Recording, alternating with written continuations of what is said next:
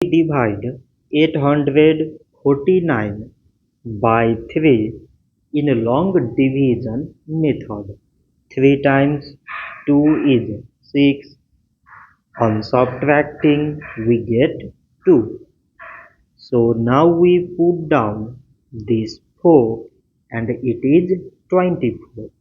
So 3 times 8 is 24. On subtracting, we get 0.